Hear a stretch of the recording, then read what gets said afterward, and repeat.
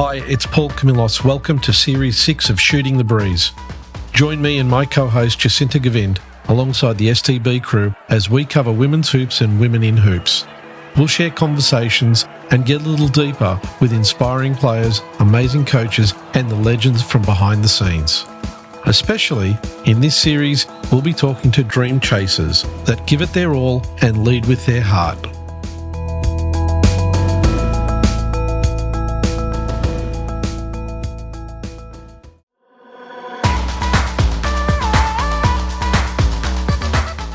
Definitely. And that's when it's fun. Like, that's when, everything's rolling, no matter what the defense does, we're going to make the right read, do the right thing. And it just like the ball hops around and everyone touches it and you just get the best shot and you knock it down because, I don't know, it's just really, really fun to be a part of.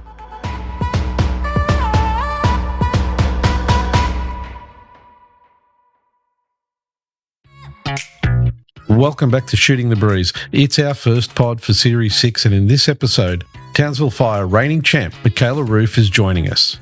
An understated post player, Mikaela delivers high-value contributions. Her strong work ethic, combined with a genuine love of the game, makes her an invaluable team player. Rounding out her remarkable year, Mikaela has finally become an Australian citizen. She's a Stanford NCAA Final Four player schooled in elite team play, an experience that has, in her words, helped me to become the player that I am. We take a fun little trip down memory lane, experimenting with some archival footage from her first professional year in Australia. As those who know her will appreciate, Mikaela has a rapid-fire humour, so we're grateful to be able to share a glimpse into that side of her and her balancing act of laughter and fun with her steely competitiveness. Enjoy. Welcome to Shooting the Breeze. Joining me, my co-host Jacinta Govind, and our guest today is newly minted Australian, Mikaela Ruef. Mikaela, welcome to the show. It's great to have you here. Thank you. Thanks for having me. So you've had a pretty big year when we really sort of look back and think about it. You've a championship with the Fire, a new home in your adopted home country. Yeah. What's it been like from your point of view? It has been a really big year for me. I made some New Year's resolutions this year, and for the past 5-10 years, my New Year's resolution was go to the dentist. And I think it started with that. I went to the dentist finally for the first time in 10 years. And then just all these good things have been happening for me. I became a citizen. I bought a house, won a championship. And I think it started with going to the dentist finally, doing my New Year's resolutions. Okay, so folks, if you want to turn your life around, first thing to do, go to the dentist. That's right. I suppose a lot of people would be wondering what the exercise of becoming a citizen was like for you. In between all the playing and everything else that was going on, because I don't think it's a short process. No, it's definitely not. I think when I first came over to Australia in 2014 to play in Sydney with the Flames, and the very first time I came here, I was like, I really love Australia. I want to come back. And I think it was probably after my first Siebel season at the time that I was like, maybe I could work on trying to become a permanent resident. And then when I looked into that, it was a really long process. You had to get sponsorship and all this stuff. But I just kind of kept sticking around until I finally had been playing as an import in the WNBL for 3 years, which is what Basketball Australia makes you do before they say that they'll, not sponsor, but write a recommendation letter for you to do to become a permanent resident. So I did that I think right before COVID is when I don't remember exactly, but before COVID is when I applied for that, and it ended up coming through. And then, I think after that, it's just a matter of time that you spend in Australia before you can apply for your citizenship. And so I was able to do that this past winter and then get it. Cool. Yeah. So the reigning champs, you had a really tight game, the last game. 1 point, I know, yeah. We blew it. Well, actually, I didn't get to see the end of the game. Oh, yeah. They conveniently cut it out. So you guys organised it? No, not us. You got some interesting new members to the roster. I mean, I got to say, one of the ones that surprised me was getting Sammy Whitcomb to Townsville. Yep. And, having Al Finnick up there as well. How's it all starting to gel with the team? Well, I think with any team, it takes time. Like, I think we do have, some returning players, but it's only 4 people from our roster from last year. So it was a lot integrating all the new people. And I think we're still trying to figure that out. But, like with Alice and with Sammy, they're, professionals. They've been playing for a really long time. So they know how to adjust, and it takes time, but I'm confident that we'll get there. What about those rookies? How are those rookies faring up so far at the Townsville Fire? Pretty good, I think. We got a couple of young girls with Saffron. She's really, she's going to be an amazing player. I think she'll be a WNBA player for sure, as long as she can stay healthy and keep. And I think she's chosen coming to Townsville was really smart, coming to play for Shannon and learn from him.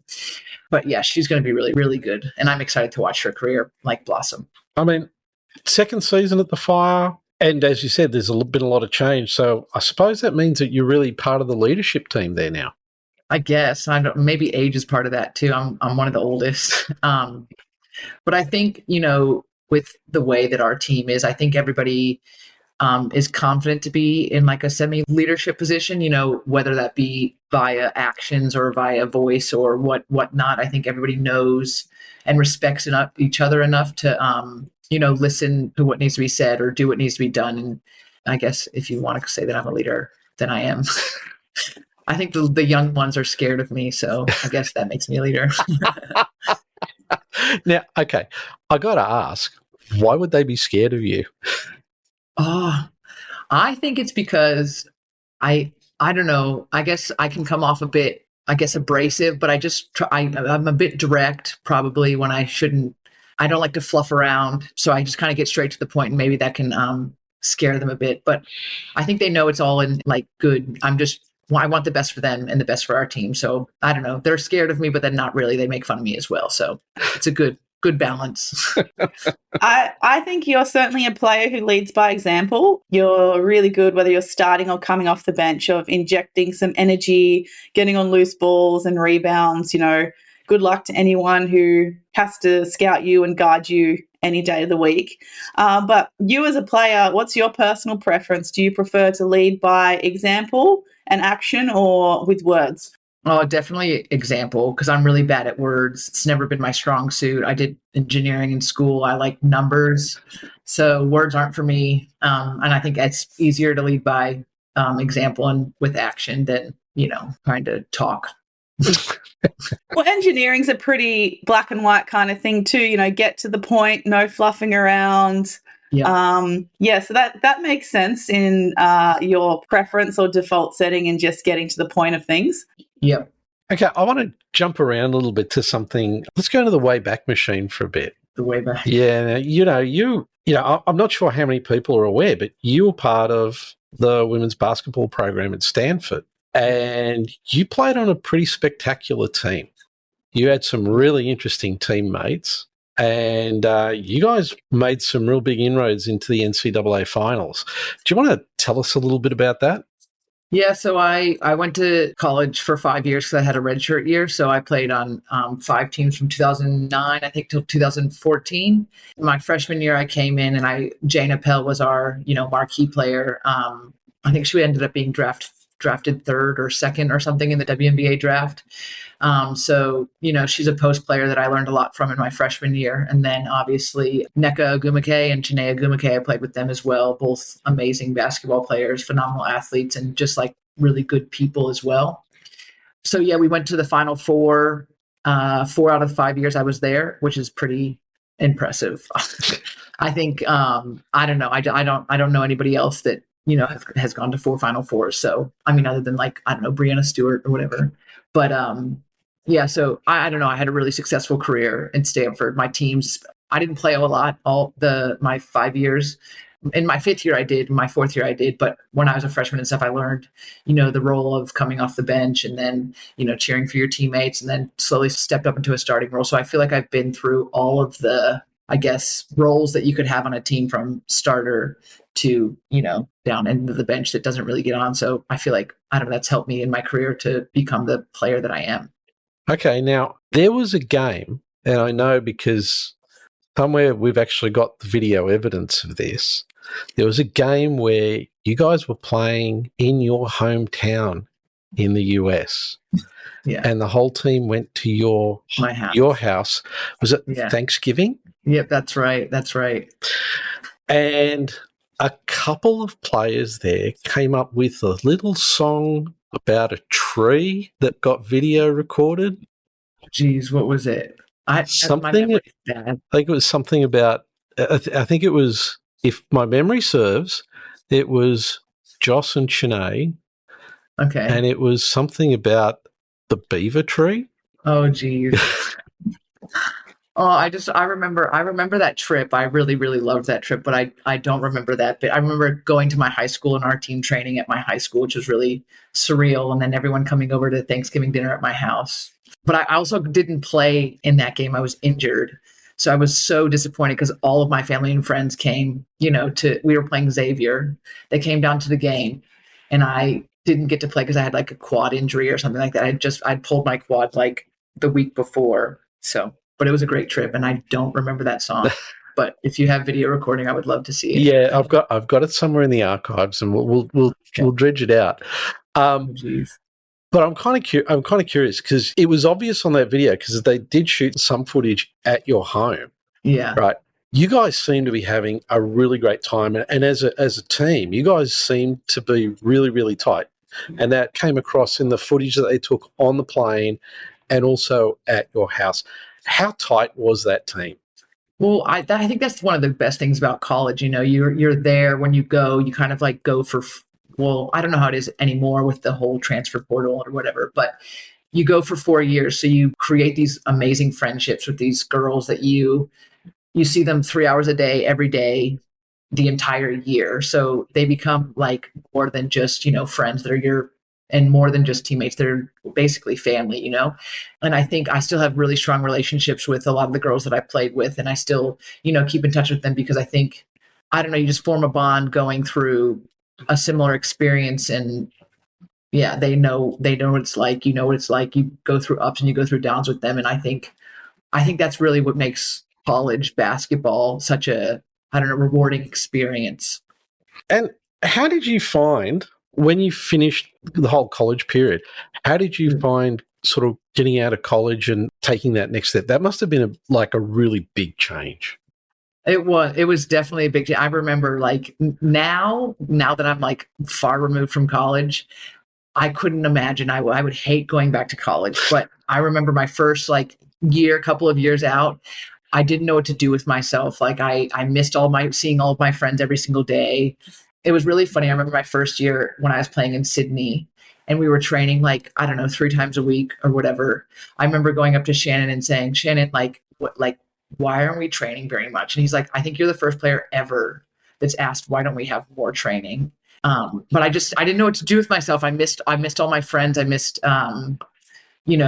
the easy, not easy. College wasn't easy, but the, I guess, schedule that you had that you didn't have to fill time with random things and stuff like that. So it was a very hard adjustment, but after about, I would say 3 or 4 years, when all the girls that I had played with were then graduated as well, that's when I really realized okay, I don't want to go back to college. I'm really enjoying this, professional thing, doing my own thing. I definitely slept a lot more after I graduated from college. And being in Sydney wouldn't be a bad place to be either, considering that was your first professional season out of, like you said, a very regimented routine and schedule of college life. So plenty of things to do in Sydney. So did you eventually find ways to fill in your spare time and enjoy being a tourist a little bit? Yeah, definitely. I really loved being in Sydney. I thought it was awesome. I was so scared to drive in Sydney, but luckily I got an Opal card or whatever, and I was on the public transit. It was super, super easy. But yeah, I got around. And I was also back when the Kings were playing. They were playing in the city, so we could go. I can't remember what the venue was, but we could go take any bus like right across the street, and they went into downtown. We could go to their games, went to the opera house, visited the zoo. There was always something happening in Sydney. So that was a really good place to be when I was bored, because I could always find something to do. And good decision not to drive in Sydney, because I've grown up here nearly my whole life, and I only live, 90 minutes north of Sydney, and I still don't drive in Sydney if I don't have to, because it's chaos. It's all chaos. It's very scary. And I remember I shared a car with the other import that year, and she had played QBL or something the season before. So she'd been in Australia a little bit. So she'd done the driving, but I was coming straight from college. So I was straight from the other side of the road, and I was driving like in Sydney, and I was like hugging the curb lane, and she was like sitting in the chair, like pushing, like trying to push the car away from the parked cars along the side of the road. And I was like, okay, yep, that's enough driving for me. Now, talking about the other import, yeah, and I'm trying this for the first time. I want to go back and show you a little bit of footage that we've got from way back in the day. Michaela's blushing. Okay. Yeah, it's your screen's at least popping up and trying to share, so that's a good sign. Yep, it's trying. It's a little bit slow. Oh my God! At least I'm staying.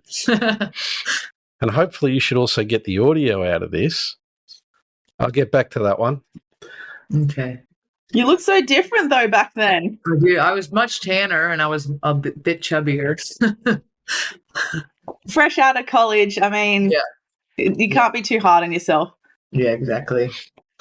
So, I mean, I remember you and Paris got on really, really well. Yeah. How did you guys find that, both of you coming to Sydney for the first time? How did you feel about, this brand new city? Yeah, I think, she was a really good first import, I guess, to be with, because she was super keen to get out and explore and do fun things. And so we were kind of two peas in a pod. We'd go exploring together and adventuring. And I felt lucky playing with her, because she was such a good personality, and we really got along and wanted to hang out together and see and do fun things. So I think it really made my Sydney experience much better being with her. So how did you guys find the whole experience of play in Sydney? Because it would have been really different to anything you'd experienced in the States. Yeah, definitely. I think, I just had no idea what professional basketball was like, to be honest. I was like, I don't know. I just came out. I wasn't a professional my first year. I still felt like I was in college. I partied probably too much. I wasn't very responsible. I didn't eat the right things. I didn't, I did do extra shooting and stuff like that, but I still just felt like I was, doing it for fun. And it wasn't until towards the end of the season, I broke my finger doing something stupid, not basketball related. And then that's when I realized, oh, this is my job. And I've just, I could lose my job because I was dumb and broke my finger not doing my job. So it wasn't until the end of the season, my first season out, that I realized you should be a bit more professional. And I don't know, good lessons. Did you feel like your college experience prepared you well enough for what it was like to be a professional? I think parts of it did. I think the best thing that I learned in college was it's not about you. So it was more like, it doesn't matter how well you play. It's more how your team plays. So even if I have a crap game, I'm not going to have bad body language. If our team wins by 30, I'm happy because we won. And I think that's the biggest thing that I learned in college. I don't know. The other parts, I wasn't super prepared for. In college, the shot clock and all the way the game was played, it was much slower. We got a lot more rests. That's why I was fat. So those things I wasn't necessarily prepared for the professional thing. But I think the biggest thing that it taught me was, that it's bigger than you. Team success is way more important than personal success. And speaking of different styles of play as well, did Shannon prepare you enough for the differences between what you're used to at Stanford to WNBL and Australian style play, where we like to run a lot more and, with thankfully a much shorter shot clock, because I don't think I could ever go back to a 30-second shot clock. No, 30 seconds is way too long. Way too long. Even and then with the new shot clock reset where it just goes to 14 on an O board, that's way better too. I couldn't imagine having to play another whole 30 seconds after an O board. It would really, make you not want to give up any O boards. But yeah, I think he did a good job. Like we ran a lot in training. We got up and down. But yeah, I still think it wasn't until the end of the season when I ended up getting injured that I realized like I wasn't in great shape. I wasn't doing the right things outside of basketball to get myself in better shape. So I think it was a bit of Shannon helping me and a bit of, making my own mistakes and then realizing that I had to be better. So what were some of those things after you had that kind of realization and time to reflect with your broken finger? What were some of the first things you wanted to implement to turn yourself around a little bit or to improve, I should say? Well, first I started doing extra conditioning with our strength and conditioning coach because I wasn't able to train. So that was one big thing and then I changed my diet a bit. I stopped eating so much sugar. Those little, I don't know if they still have them, but like the little Cadbury elves that have like the popping candy that you can get at like Christmas time. Anyways, those were my favorite. And I like discovered those my first year here. And we bought it would have been like 30 bags of them. And so we had them. Anyways, I was eating way too many of those and I realized maybe I should stop doing that. And then just, like going out on the weekends and stuff like that, I realized, like if I wanted to be better that I should cut that out or at least, like control myself and not get to a point where I'm doing dumb things because I'm, intoxicated or whatever. So yeah, the biggest change was probably my diet. I started eating a lot better and then I was able to get in much better shape. And a finger injury is pretty cruel. It's end of the season because you made the final that season, or did you win that season? No, we didn't win. We made the finals. I missed the last regular season game. I think we had to play Townsville and beat them. And Townsville was the team that ended up winning it all that year. We had to beat them to make finals. And I was injured for that last game. And I just remember like kicking myself because I was starting at the time. And I was like, oh my gosh, our team's going to like struggle. And we ended up winning that game, made it to finals. And then we played Dandenong in the first round of finals. They had Penny Taylor on their team and Kathy Pondexter. Mm-hmm. And that was my first game back after my injury. So I came back and was able to play in that and helped us win that game. And then we lost the following game to Bendigo with Kelly Wilson. And I'm not sure if Kelsey Griffin was on that. She must have been on that team. And I think Bendigo played Townsville in the final and then Townsville won. So. But yeah, finger injuries are so annoying because the rest of your body is fine and ready to go and your brain's still working, but obviously you need your fingers for, like, it's not like an injury you can kind of fake or get away with, especially a broken finger, because it's going to be in so many situations where it's at risk of getting worse. Yeah, definitely. I wanted to come back for that final game, that Townsville game, but the doctors and physios kept me out just because they're like, it would be silly to risk it because it wasn't, healed enough, but it happened. We got through it. We won. It was all good. Okay. Now, hopefully you should be able, I can't show you the video and the audio. So hopefully you'll get the audio this time from that video clip. Okay. All right. After basketball, what do you see yourself doing? Well, I always wanted to be a trophy wife, but if that doesn't happen, or it could happen. It's so embarrassing. I still want to be a trophy. You still want to be a trophy wife? Oh, goodness. You ever see you ever get those Facebook memories, from like 12 years ago, whatever, that pop up and you're just like, oh my gosh, I was so embarrassing 12 years ago. You don't reshare them because you're like, that's so embarrassing. And you just think like, oh gosh, what a loser. Yeah, but see, this is where I've got one more clip to show you. And this one, I'll show you the video first, then I'll play the audio. And this has not been seen since the Flames year-end function that year. In fact, Jacinta's the first person who will actually get to see it that was not at that function. Okay. What has been your best performance? That's the question. I don't really know. I'm not going to elaborate. What has been my best performance? Yep. In basketball? Just says, other places. Do you act? Have you been in theater? No, I wasn't talking about that.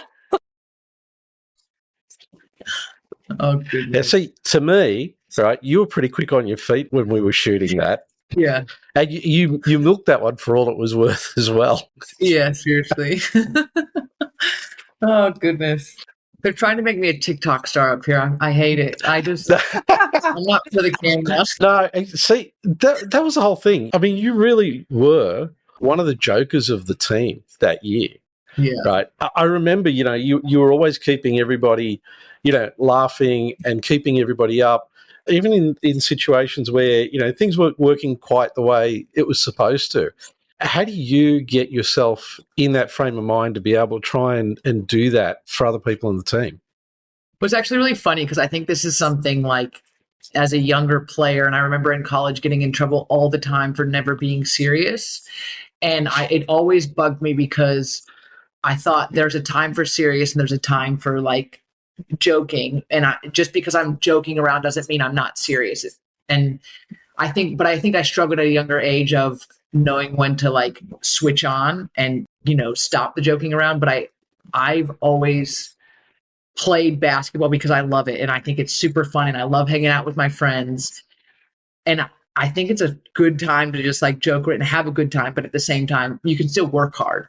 And so that's just kind of how I've tried to always play, I guess, enjoy what I'm doing, but try really hard while I'm doing it. And I think as I've gotten older, I've definitely learned the balance of the joking and the being serious. But I think, basketball should be fun. So why not, have a laugh?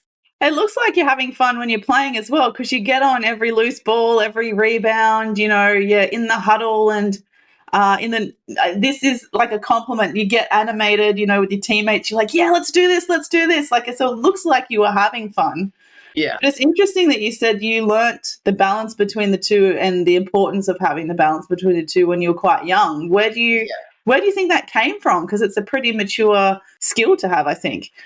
Well, I didn't actually learn it. I didn't learn it that young. I think I've learned it as I've aged. I think I struggled with it a bit at college and my coaches were on me about it. So, I mean, even when I'm serious, I'm still having fun, but I just think like there's times to show, the joking around, the having fun, and there's times to, not so much. So I don't know.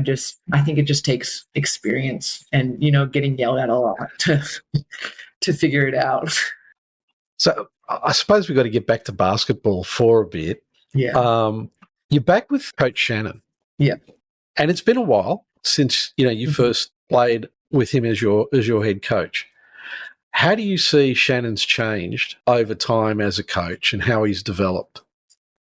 Well, I always think that he's been really, really good with X's and O's and just like his understanding of the game. I think I never questioned that from, the first time I played with him. But I think one thing that he did struggle with my first year and his first year coaching was, holding everyone to account. He was really quick to tell me when I would mess up or when some of the younger players would mess up or the not as good players would mess up. But he was more hesitant to coach the best players like the Lays and the Katies that were on our team that year. And I think he was a bit nervous because he was a young coach and, they were really great players. But I've found, and I think the best players, and I'm sure Katie and Lay are like that the best players want to be coached. They want to know when they're messing up so that they can fix that and become even better. And I think that's one thing that Shannon has developed in his, time coaching in the league is how to hold everyone to account, not just, the younger players, but the star players as well. And I think, people respect him and players respect him because he does do that. And I find that when a coach holds everyone to account, the number 10 or 12 player and the number 1 to the same standard, I think that's where everyone buys in and everyone really respects what the coach is doing and realizes that, he just cares about the team's success and he doesn't play favorites, I guess. And then it cultivates such a much more positive and fairer team culture as well. Like you talk about, you treat 1 to 12 the same and all the players are going to have that buy-in. When you start to see those little hints of favoritism, whether it's intentional or not, but when people aren't being treated fairly, that's when you're going to have those undercurrents of tension, I think, and your team chemistry is going to be really restricted. Yeah, I definitely agree. I think I've played on teams where, coaches have played a bit of favorites and it creates like a bit of, cliques in the team, where some people are like, well, they always treat me bad or, you know what I mean? So I think, treating everybody like, and holding them to the same standard, does away with those things and helps build a stronger bond in the team, I guess. Now, looking down the road a little bit, how do you think this WNBL season's going to pan out? Because I think one of the things that surprised everybody is the results we've seen over the first couple of rounds. Yeah. From your perspective, and I know it's real crystal ball gazing stuff, how do you think this season's going to roll out? I don't know. It's very interesting. I think a lot of teams had, preseasons with people in and out. We did especially, but I think, like UC Sydney, they have key players out. Melbourne has key players out. I think everyone's had a bit of a disjointed preseason where people either haven't arrived on time or there's been injuries and things like that. So to be honest, I think like the quality of play these first couple of rounds has not been very high, but I think that's a result of having these preseasons that are a bit disjointed. So I think as the season goes, you'll start to see teams, get their full team back and start to gel, and I think the quality of play will improve. And then of course we're going to win. And okay, on that basis, who do you think is going to be your biggest threat? Oh goodness, it's tough. It depends on like injuries mainly. I think Melbourne showed that they're very they're a tough team to play, and they don't even have their full squad yet.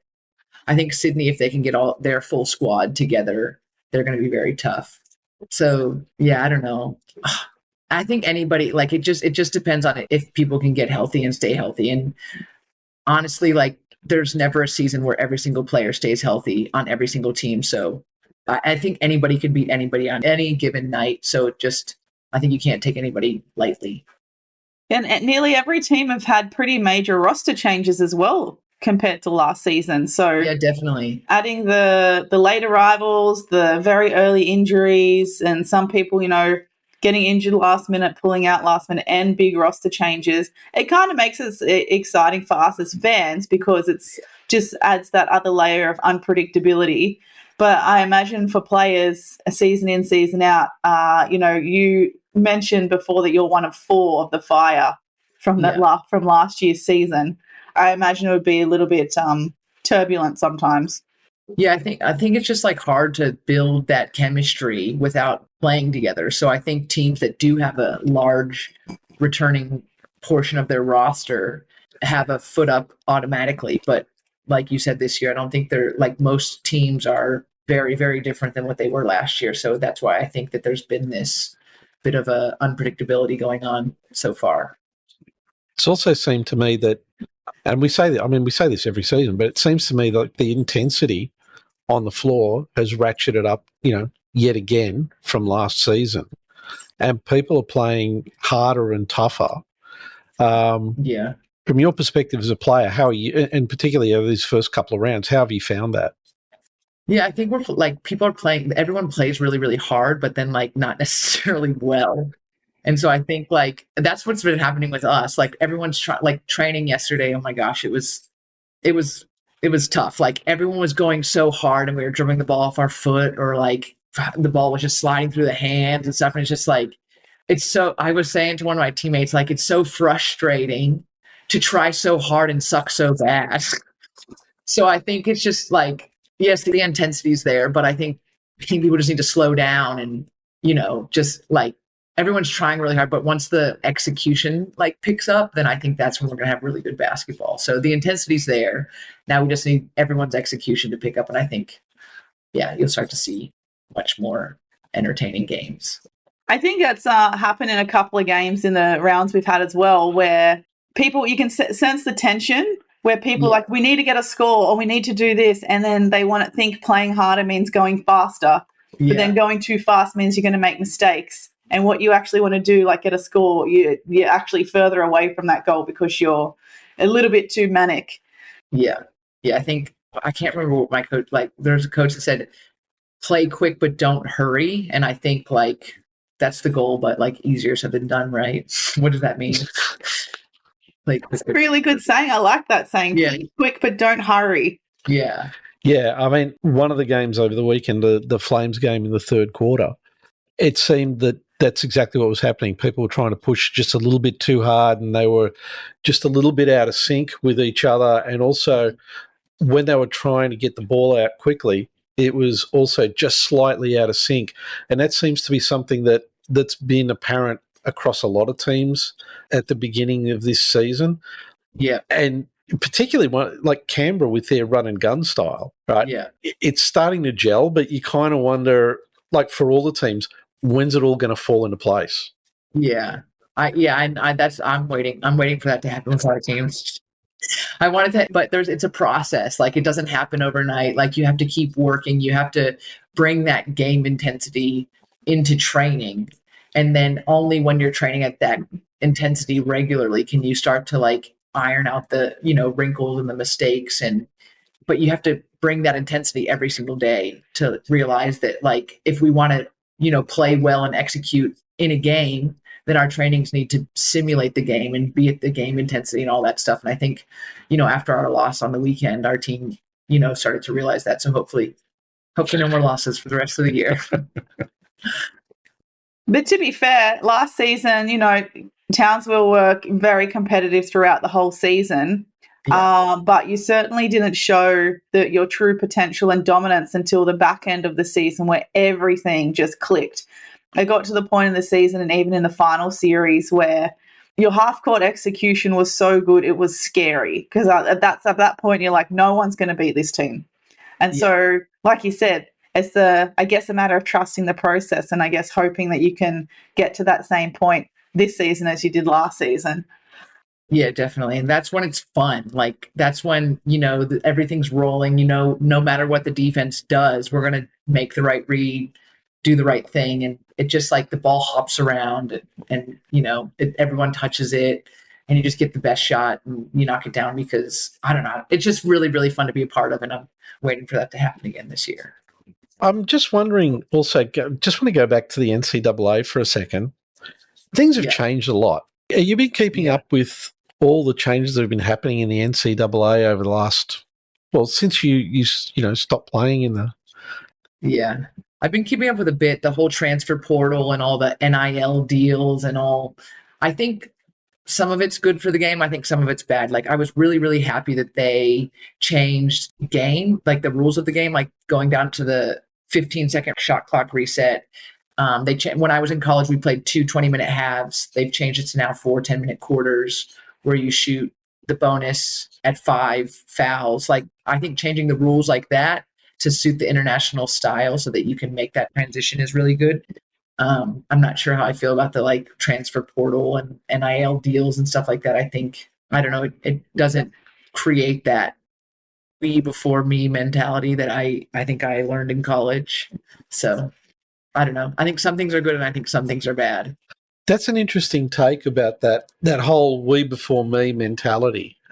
Yeah. Do you want to just expand on that a little bit? Because I'm really curious. Yeah, well, I think for example, when I was in college, I don't think anyone had ever transferred out, like, from Stanford. Like, why would you transfer from Stanford? It's the best, school in the country, like, academically.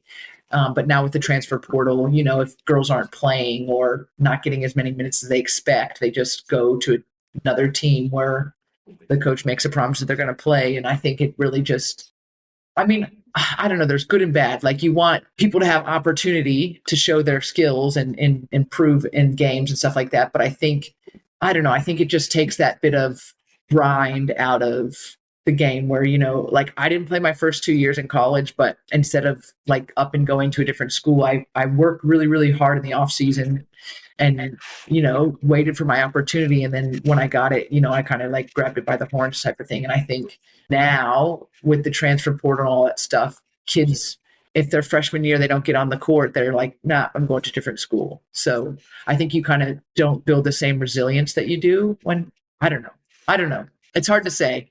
I don't want to, like, down it, say it's a bad thing, because I think it is helping some kids, but I think that resilience, and that helped me build resilience when I was in school. So I'm just not sure that, that's happening still. No, I think that's a very valid perspective of that, because I guess typically sometimes it's easier when you're older and you can see the younger generations always getting it a little bit easier than what you had it. And you still want people to kind of have to work for their spot and work for their minutes on the court. It shouldn't just be an entitlement or a given that you're going to get minutes. Yeah. And I see what you mean when you don't get minutes as a freshman. So instead of going back in the off season, like you said, and saying, hey, coach, what do I need to work on to contribute more to the team, to get us more wins, to get me on the court more, and then go away and work on it. It's almost like everything comes a little bit too easy if you just transferred to another school and you can kind of get everything that you asked for without having to work. So I certainly see that side of it. I also do see the other side of it, though, that depending on the coaching style and the school and the system that the coach wants to put in, or I've seen a lot of people transfer in the last few years, Aussie athletes included, because the coach has changed. So they've signed up with one college under one coach and system they really liked, and then that's changed and they're like, oh, this isn't going to work for me, so they've transferred. But yeah, I think that's still a really good point to make. Yeah, I think though in those instances it's like definitely fair. Like if you sign to go to a school and then the coach goes to another school, like you shouldn't be held. Like, so I think that's definitely something that's a positive out of it. So yeah, there's positives and negatives. Yeah. And what do you make of all this? I find it very confusing. So I haven't really paid much attention to college properly until the last couple years. And I've certainly had to get some tutoring about the whole thing from some of our close friends because it just confuses me sometimes. And now a whole bunch of teams have left one conference and gone to another conference. And initially I was like, well, isn't your conference just kind of like where you live in your area, because America is massive and you don't want to have to keep flying across the country just for your away games. But apparently not if you can just move conferences. No, it's about money. It's about the like TV deals and things like that. I think most conferences, like most schools, choose what conference they're going to be in based on their football team. I don't know a lot about it, but I know it's a lot about like the TV deals and the money, because the bigger conferences have better, TV deals. And so each college that's in that conference gets a bigger amount of money than if they're in a smaller conference and things like that. And like I said, the football at most schools is like the moneymaker. So I think that's what drives what conference you're in most of the time. Yeah, which is silly. That's kind of been really it has been really interesting watching that. Like I was reading that one of the schools is going to end up traveling like 21,000 miles or something stupid over the length of the season, which just sounds that's madness. It's silly. It's really silly. It should be based on geography, but it's not. I don't know. I guess they think traveling's so easy now, and everyone could fly first class and charter flights and blah blah blah. So money talks. Now, speaking of money talking, we've heard that you're a fan of Jeopardy. Oh yeah, of course. It's a great show. What is it about Jeopardy that you like? Oh, the trivia. I love trivia. So like there's trivia on a Wednesday up here that I make my teammates go to. When I was in Canberra, I made everybody go to trivia. I just think, I don't know, it's like an opportunity to showcase your useless knowledge that you have, So I don't know. I've always watched it. I've always enjoyed it. When I was really, really young, I was terrible at it. And now I find myself, I can answer, a lot of the questions when Jeopardy's on. And I'm like, oh, am I getting smarter? Am I getting older, or a combination of both? So I don't know. I just love trivia. I think it's great. Have you ever, sorry, go on. No, I was no, just you going to go. ask, have you ever thought about entering? I have, but then when you're doing something, like you're watching someone do something, you're like, oh, that's so easy. And then you do it yourself. And then it's like really, really not easy. And I don't want everyone to think that I'm an idiot. Like when the people that are on Jeopardy and they like finish in the negative after one round and they get kicked off and you're like, oh, what an idiot. Why would that person even come on? When really they probably watch at home and do better than I do when I'm watching it at home. And then it's just like So I've thought about it, but I don't want to embarrass myself. I have a similar story to share, actually. So I also really like trivia, but being competitive as well, you got to check yourself when you go to trivia, because you don't want to like annoy everyone else in your team by getting overly competitive. But you are always right. I don't mind annoying everyone on my team. I'm not taking it seriously. We go on a different team. But so have you watched the show on ABC called Hard Quiz? No. So hard Quiz, you might like Hard Quiz. It is a trivia-esque type show where people will go on and have their expert topic and they get double amount of points if they get all those ones, whatever. But then there's a general knowledge round. And anyway, it's essentially a game show like trivia. And Hard Quiz went on the road. They took it on the road and did live performances in theatres across the country. And one time very recently I was in Melbourne. A friend of mine works for Tom Gleeson, the host's agency, and they were doing a rehearsal of Hard Quiz. And so I got to be a contestant on the rehearsal of Hard Quiz, so almost like a simulation of the real thing. And just like you, I would be like, oh, that looks so easy, I'd smash it. It was a rehearsal in front of 10 people, and I was the most nervous and scared and dissociated I have been in my life. It was frightening, and it was only a rehearsal. So I think you're right. If you go on Jeopardy, I would get stage fright for sure. It's a different kind of mind game. It's stage fright. It's total stage fright. I ended up winning though by an absolute fluke, but oh, nice. yeah, but it was a total fluke. Smashed the general knowledge part. That's what got me over the line. Yeah, but the stage fright will get you more than having to play in the WNBL Grand Finals. Yeah, I find the interviews, if they pick you for the interviews like post game or at halftime, I get more nervous during those than I do in the game. I hate talking. I just don't like being public speaking or anything like that. No matter how many times I put myself through it or put myself out there and try to get better at it, I just get so nervous and speak so fast and have a quiver in my voice. It's not for me. Basketball's for me. Talking's not for me. Makes me just hearing you two talking about how competitive you are at trivia. It just makes me wonder what it would be like to run some sort of WNBL edition of a trivia game show. Well, I would definitely win. But who did the trivia at the WNBL Awards earlier in the year? Who went up from your team? Because there was one, they did it last year at the WNBL Awards, and I went up. I was so excited for it, but I kept it was rigged. There wasn't a real there wasn't a buzzer.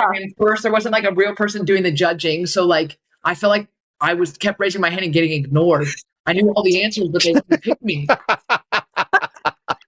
It was chaotic. It was chaotic. I think that if they're going to do it again, they need to be much better. Otherwise, I'm going to put in a full. Okay, Mikaela, it's been great having you on the show. It's been great talking to you again because it's been years since I've spoken to you, going back to the days when you were here with the Flames. And contrary to what you were saying, I think you've been great here as a guest, just talking about stuff. So, it has been great having you on the show and really a lot of fun. Good luck with the rest of the season. Good luck with your Wednesday night trivias and keep in touch. We'd like to know how you're going with those trivia competitions. I'll let you know.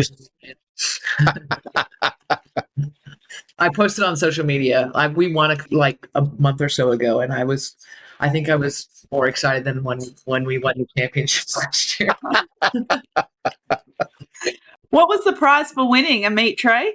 It was $100 voucher to the restaurant that it was at. That's awesome. Yeah, it was so good. I would prefer a voucher for food sometimes than actual money. Yeah, same. Yeah. Because, let's be real, that's what I spend my money on anyway. Exactly. Thanks for having me. I enjoyed it. It's easier, one-on-one I'm good. Don't put me in the crowd. It's not my best.